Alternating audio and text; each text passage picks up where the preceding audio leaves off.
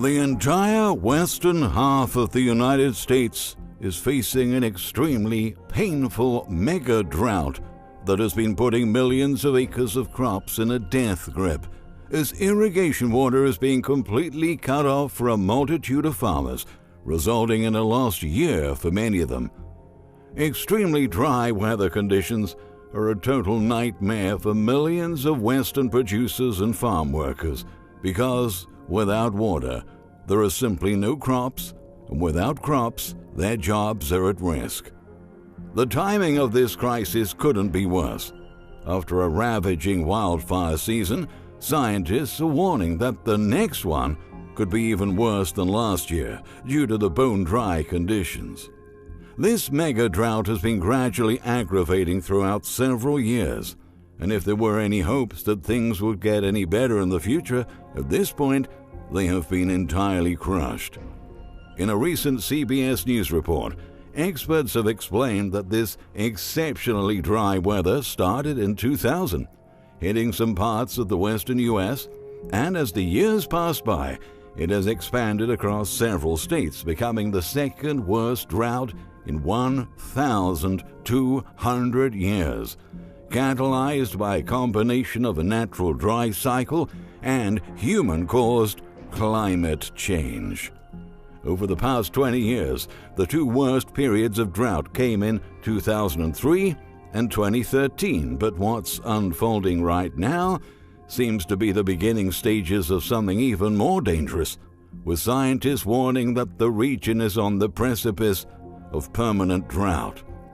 Even in the 1930s, when Dust Bowl conditions were terribly devastating, there were still prospects that normal conditions would eventually return. But now, we're headed to a new normal of prolonged pain and distress in the country's key agricultural states. At the beginning of the year, farmers said that the western half of the country was in desperate need of a healthy level of precipitation during the winter's rain season. However, conditions in 2021 were much drier than usual. In fact, according to the report, it just added insult to injury, with only 25 to 50% of normal rainfall falling across much of the Southwest and California, following one of the driest and hottest summers in modern times, with two historic heat waves, a summer monsoon cycle that simply did not even show up, and the worst fire season in modern times. As we approach the summer dry season, with a very little chance of seeing conditions getting any better, the stage is set for another period of extremely dry weather, with yet another brutal fire season. And on top of all that, several states are at risk of experiencing widespread water restrictions. Already, the California-Oregon border is seeing things go from horrible to catastrophic as irrigation water stopped flowing into the region. Producers were anticipating they'd be getting much less water this year, but now federal regulators have decided to completely shut off the water from a critical reservoir, affecting most local farmers. Officials also said they would not send any extra water to dying salmon downstream or to dozens of wildlife refuges that harbor millions of migrating birds each year, because there simply is not enough water for everyone. In what seems to be evolving into the worst water crisis in generations, the U.S. Bureau of Reclamation announced that it will not release water this season into the main canal that feeds the bulk of the massive Klamath Reclamation Project, for the first time in the history of the 114-year-old irrigation system. The agency alerted last month that hundreds of irrigators would get significantly less water than usual. However, the worsening drought indicates that water will be completely shut off instead. The whole region is already facing extreme or exceptional drought, according to federal monitoring reports, with Oregon's Klamath County experiencing its driest year in 127 years. This year's drought conditions are bringing unprecedented hardship to the communities of the Klamath Basin, Camille Kalim-Touton, the Reclamation Deputy Commissioner, has underscored. Her statement came after Oregon Governor Kate Brown declared a drought emergency, and so did California Governor Gavin Newsom. "This just couldn't be worse," lamented Ty Klewa, the Klamath Irrigation District president. "The impacts to our family farms and these rural communities will be off the scale," he said.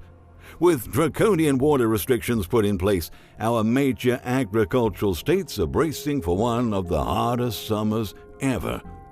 In California, the nation's biggest vegetable producer, the water crisis is causing a critical impact on Central Valley farms, forcing many farmers to make some heartbreaking decisions, such as choosing which crops they will have to destroy in order to save others.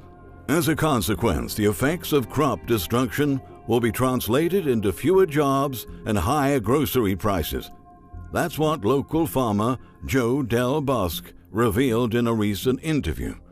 He said he's seen many other farmers destroying some of their crops to give the other crops half a chance of making it. Del Bosque himself has destroyed all of the asparagus he was growing to use water elsewhere. There's been a blade that's cut underneath, and these here, they're green still, but they're gonna die, he explained. With asparagus crops completely gone, at least 50 to 60 farm workers are out of a job next year, and the more crops that are lost, the more jobs will be cut.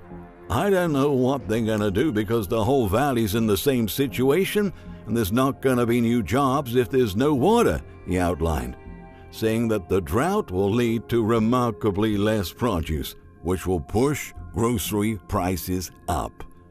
The prices may be higher, and the average person may not be able to afford them, and that's sad, because everybody ought to be able to afford fresh produce, Del Bosque said. In a year of continual shortages and explosive prices, the fact that this nightmarish mega-drought is going to further contribute to our food supply chain woes signals that we're getting closer to another steep national crisis. The pace at which the drought is getting worse is making scientists worried that we might permanently lose important nutrients for the soil of critical agricultural land across several southwestern states. According to the U.S. National Oceanic and Atmospheric Administration, the soil moisture content in the region is now the lowest it has been in at least 120 years. NOAA's Digital Communications Coordinator, Kelsey Satellino, disclosed that during the past few months, several states, including Nevada, Arizona, New Mexico, and Utah, experienced their most intense period of drought since the drought monitor began back in 2000. That is to say, things weren't even this dire during the Dust Bowl days of the 1930s. The truth is that dust storms are becoming a regular event in those areas, and some of them are so extensive and strong that they can be seen from space. In addition to being extremely disturbing and unpleasant, these dust storms can also spread fungal spores that cause valley fever. According to NASA, valley fever is a dangerous threat to human health, and cases are on the rise in the arid southwestern United States as the wind from increasing dust storms can transport the fungal spores that cause the disease. Valley fever is caused by the coccidioides fungus, which grows in dirt and fields and can cause fever, rash, and coughing. Perhaps even more concerning is the fact that such extraordinarily dry conditions create an ideal environment for wildfires. In 2020, we had one of the most ravaging wildfire seasons in U.S. history. Only in California, almost 10,000 places and 4.25 million acres have burned, corresponding to more than 4% of the state's territory, and damaging or destroying nearly 10,500 structures. And now, similar scenes started to be witnessed in Los Angeles County. Local news is reporting that a massive fire is burning out of control in the exclusive Pacific Palisades area near Topanga Canyon, and Los Angeles County authorities are investigating who or what might have set off a brush fire that forced the mandatory evacuation of roughly 1,000 people.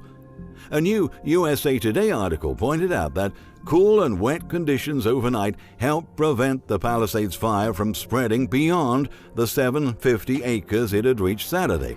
But the LA Fire Department said in an update Sunday morning that warming weather and afternoon winds may push the blaze northwest, threatening homes as it rips through dense mountain vegetation that's very dry and has not burned in 50-plus years.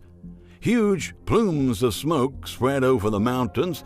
Firefighters had to rely on airdrops to battle the blaze because of the difficulty in reaching the steep, rugged terrain, revealed Fire Department spokesperson Margaret Stewart to the Associated Press. Dozers are working to improve access for firefighters on the ground. Much of the area remains inaccessible, Stewart said. Meanwhile, air quality officials issued a smoke advisory because of the smoke rising near homes in the area and urged those exposed not to go outdoors. The state's Wildfire Prevention and Fighting Agency, CAL FIRE, says the fire season in California and across the West is starting earlier and ending later each year, outlining that the length of fire season is estimated to have increased by 75 days across the Sierra and seems to correspond with an increase in the extent of the forest fires across the state. With so many things happening right now, it feels like the United States is under some sort of curse. Wherever we look, we see emergencies and disasters erupting, and every time it appears things couldn't get any worse, somehow they do. Now, scientists are telling us that Dust Bowl conditions have returned, and we're about to face another very dry summer, whose devastating effects will likely trigger more chaos on our broken food supply chains, while sparking a dangerous water crisis and ravaging our soil. So much pain seems to be coming for us, and it would likely linger for longer than one could have ever expected. If you have found this video informative, please check out the work of Michael Snyder, who warned in his latest book, Lost Prophecies of the Future of America, that a record drought was coming, and now it is here. In the meantime, don't forget to share your thoughts in the comments section down below, and don't forget to turn on the bell to always get our latest notifications. Thank you for watching. We'll see you next time, and stay safe.